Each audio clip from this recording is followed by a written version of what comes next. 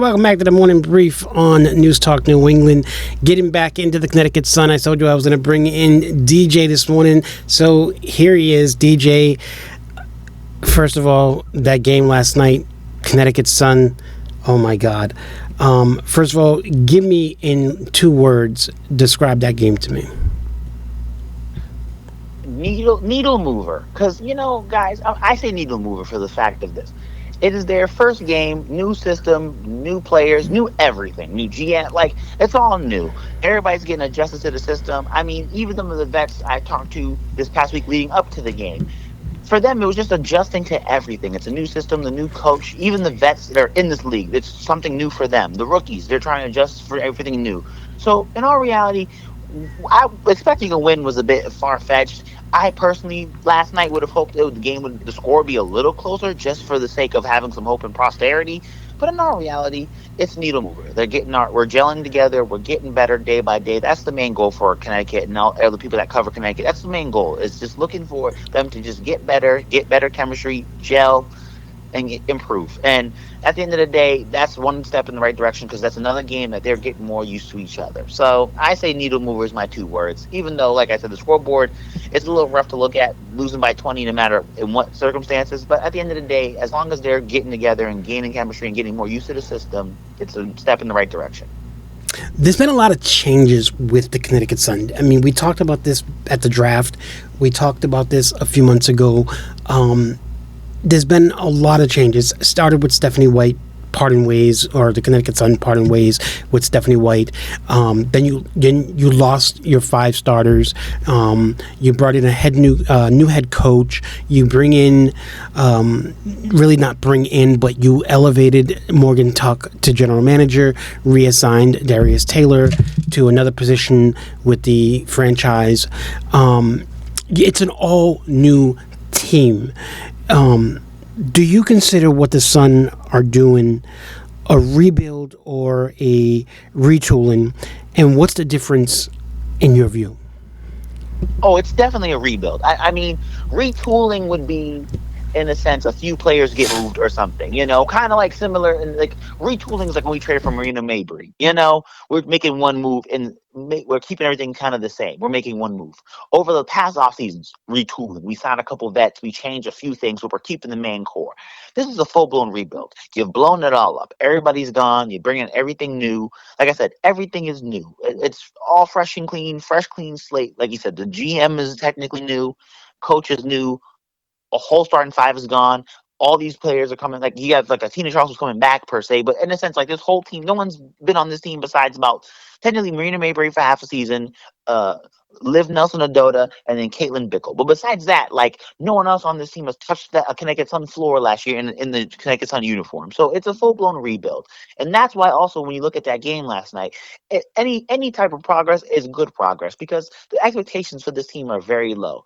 I mean, we were kind of joking about it. I joke about it with a couple other, people that cover Connecticut Sun as well. The ceiling for this team is to sneak into the back end of the playoffs as a 7th, 8th seed. The floor is pretty much being the worst team in this league. So anything above that, anything above being, in the bottom 3, is a step in the right direction, because you're doing better than you're projected to. Because most people assume they're the second worst team in the league behind the expansion team. So in all reality, anything that's in the right direction, even though it's a rebuild, is a good thing. How much pressure is on Rashid coming in with 0 WNBA head coaching experience, but inheriting a completely new team? I'd give, out of a 1 through 10, I'd give it like a 3, because, like, in reality, like I said, expectations are very low. If this team ends up in 12th place and they go in 44 games, let's say they go, like, I don't know, let's give it like 8 in whatever the other number would be. 8 and I think 40, 36 or something. Like, it would look ugly, but like it'd be kind of expected. Also, part of I say like the pressure's like a 3, because, like, yeah, it really depends on how it looks. As I said to you before, like with this offense, before I make any type of real statements on how I feel about the system and what he's doing, I need to see him for at least a couple more games before I really can truly be like, I like it or I don't like it. But in all reality, if he, as a coach, shows any hope or shows they're in the right direction, kind of what we were saying at the draft before they drafted those great draft picks that I agreed with, and I'm like, I love the move we made. As long as there's promise and there's some sort of hope and a sense of direction, he's good because it's year one. No one's expecting any championships. I would be shocked. Some people are like, "Well, I expect a playoff berth out of Connecticut this year." I think it's possible because of the vets we have and if they gel together correctly. But in all reality, like the expectations for this team are super low. So there's like not a whole bunch of pressure. But if it looks really bad and they don't win any type of games or they're losing all the time and getting beat by 20, then there's a little pressure just to not look completely god awful, I'd argue. So that's why I say it's like a 3 out of 10. Because like there's a little pressure, just you're in best of the best in a league where there's only 156 spots, 13 teams. You got to look some sort of decent. But in all reality, like they could honestly win like around 8 to 10 games, and it kind of be the expectation in all reality. So the pressure's there, but not completely. All right, let me ask you this: with all five starters gone, who do you think emerges as the leader on this new look roster? Well, I mean, I personally talked to them. I give it to Olivia Nelson Ododa as one of the people that was already there before.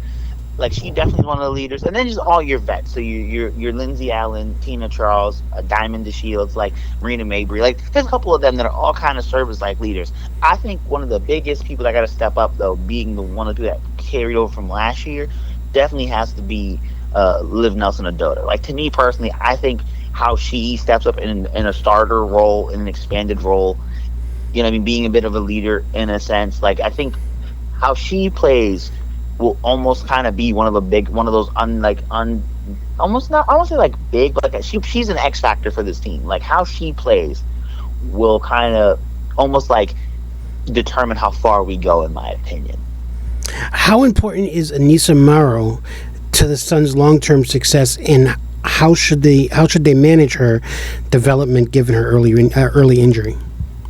Well, in reality, with her, you're playing the long game, Hmm. and in all reality, you got to think she's one of your top picks. I mean, same with Sanaya Rivers. Like, even though like for her circumstances of not playing that game were completely different, and I want to offer my condolences, of course. Definitely In all reality, for condolences. the two of them, yeah. But for the two of them, the long game is just like developing them to be, in a sense, like the stars of your future rebuild. Like for like Yep. Yep. for Connecticut, like you got to think.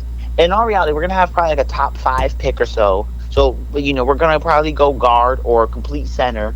But when you have Rhea Marshall, like you're probably going guard next draft. But like in a sense, these two or three, if you want to add Marshall, are pretty much the foundation of this long term plan. And I think Marshall's more so the face of it.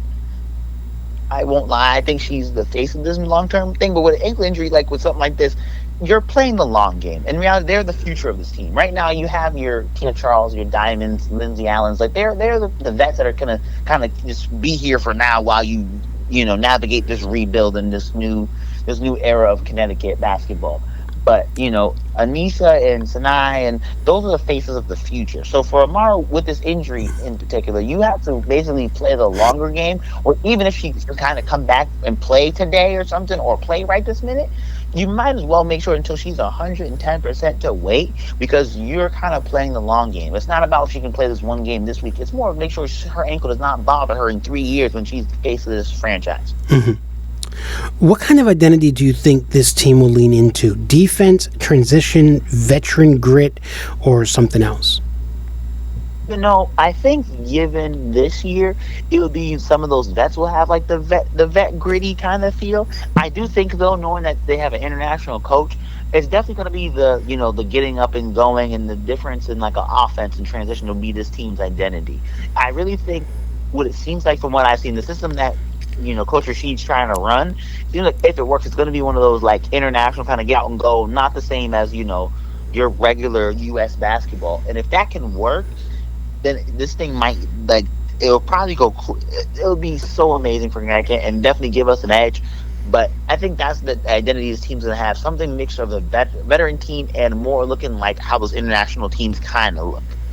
Renika Hodges helped guide the Liberty to a championship. How do you think her presence on the staff impacts this team's calling? Well, it's experience. It's just before anything else, it's championship experience. I just was on a staff in a team that won a championship. I'm not bringing that expertise here. Also, with no offense to Coach Rashid, when he's still trying to learn his English and figure that stuff out, she's definitely gonna be there and probably have a more vocal role than she probably did in New York. where with the coach that they have in New York and the legacy that she has. When you're here in Connecticut, she's probably gonna have to be a little more vocal. But then also too, like I said, if not from nothing else, yeah, I mean, even when Rashid, because I know like some players told me Rashid's like taking English classes, which credit to him, taking his English classes, trying to be a better coach. Huge credit to him.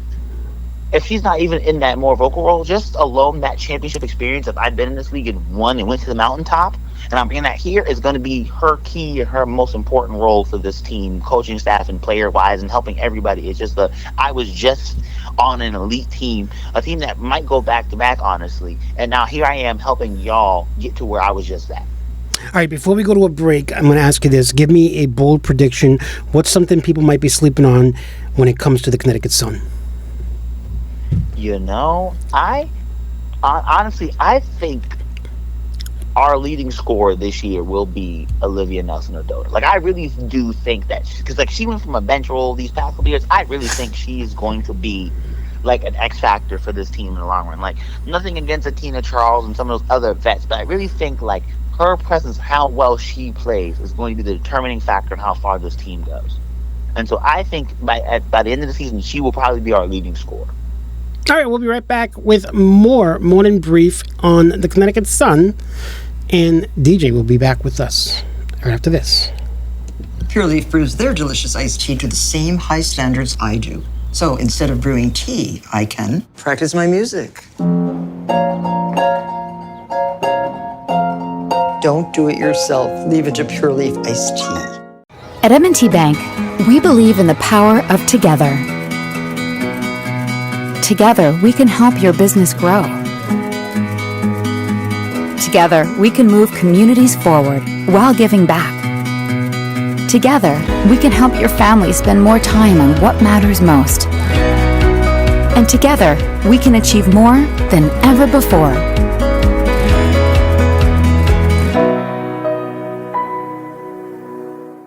Coming up in the second half, our sausage and boudin are still tied. These flavors can't be beat. That's one heck of a turnover. Always be a winner with MB Smokehouse. Get you some. Market Basket, your favorite grocer for every family meal or special occasion. When you're ready to fire up the grill, we've got you covered with quality cuts and our award-winning MB Smokehouse sausage and boudin. Market Basket, fresh, friendly. All right, Tina Charles led the team in scoring. What did you see in her performance that speaks to her role in this team moving forward? Well, as much as I said, before the break, I think Liv's going to be our leading scorer in the season. Tina is still a vet presence and someone who's done this forever. I mean, like, she is Tina Charles, the great Tina Charles, for a reason. So in this first preseason game, I think all she did was just bring her presence and her expertise to just, set some sort of foundation. I mean, like I said, in a world, she's most likely one of our top leaders on this team. Will also be one of our top scorers. If it's not Liv, like, she's definitely going to be up there. So for her leading, her leading that game last night, doesn't really baffle me at all. Doesn't really shock me because, her role is going to be definitely the vet leader. I mean, all the bigs I talk to, Tina's helping all them out, teaching them all this stuff and helping them and guiding them. So that she's definitely going to be one of those big presences on this team because of who she is and what she brings to the table. So especially that first preseason game, that I kind of expected her to do that. I mean, like I said, in a world where we're as a Connecticut team, they are, I say we, but I mean they are trying to find their footing and figure out this system and all they're doing. They're definitely have to rely on her and Tina Charles who's been here and done this before. So the nerves and the jitters and getting used to these systems, they're gonna have to rely on her a little more. And so that's why her doing that last night kind of was yeah, I expected that because you're gonna put on ourselves on your back a couple times this season as we're all trying to navigate this new thing. The Suns seem to want to play with, how can I put it?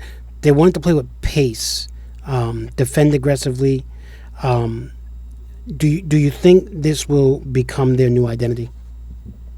Yeah, I mean, that is kind of I feel like when watching international basketball, it does have a more, faster pace, not, I don't want to say unorthodox, but it's a very it's a contrast to the American style of basketball. So this getting out and going, this pace and the transitions and some of that, there's hints of that for sure in the leagues here in America, but it's not to the extent it is internationally, in my opinion. So this pace and this getting out and going and stuff that I've seen when we've like you've seen as well, when we've gone to these practices and stuff and interviewed some of these players, it's going to definitely be this team's identity a bit, and this get out and go and this fast moving, a lot of passing, a lot of cutting and screen, there's like this kind of international style of basketball. Like that's why they went and got Coach Rashid. He's going to bring that here and try to bring this new look to Connecticut basketball. So seeing that a bit last night, as it's going to take some time, of course, to everybody to get it, that's going to be something that's going to be definitely an identity of this team. What about defending aggressively? Well, I mean, hey, defense wins championships. So at the end of the day, the defense is still going to have to be there. I think having some vets and you're going to with the vets on this team, you're going to have some great defenders, and you're going to need some great defensive presence. I mean, I think some of our the bigs we have, Tina Charles, Liv, the rookie Marshall. We got some size too, so the aggressive defense is going to definitely be what keeps us in games. I mean, that's what the Connecticut basketball was before in the last era, when those were defensive teams. They had some offense for sure, but defensively is what kept them in games. And so I very much think that this team, as much as to get out and go, and the pace is going to be something. Defensively, it's gonna that's what's gonna keep us in games and help us win games this season. How would you compare this team's vibe and readiness to past Connecticut Sun preseason squads you've covered?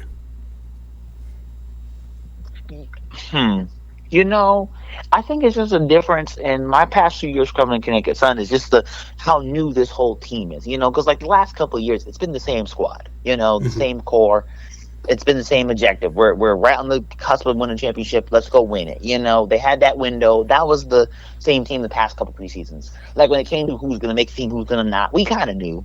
Mm-hmm. We knew who was going to make it, who was not going to make it. We knew what the team was looking like. This year, it's pretty different. There's a difference going. It's like I said, new everything. So compared to past teams, there's a sense of direction, and we're in the start of a new era, and we're in a rebuild. So this team looks way different than all the past teams because we had our marquee players and the very obvious goal, and this is our team, and not a whole lot has changed. Whereas this is the first year with a huge change. So in years past, of course, it's a completely different team, whole different look. It's, a lot. So that's definitely what makes this team a lot different. It's just all the change behind it. And the fact of this is the first team that I've covered that is not we're expecting them to beat in the playoffs and possibly go win a championship. Yeah. All right, folks, that's what the morning brief is about. It's not just about my opinion. I'm going to bring on guests and ask them questions and let you hear what they have to say. DJ will be back with us when we go deep into the Celtics for their round 2 series with the New York Knicks. So, DJ, I'll be looking forward to having you back on in a little while. For the rest of you, I'll be back after this break with more sports and in-depth on the Connecticut Sun.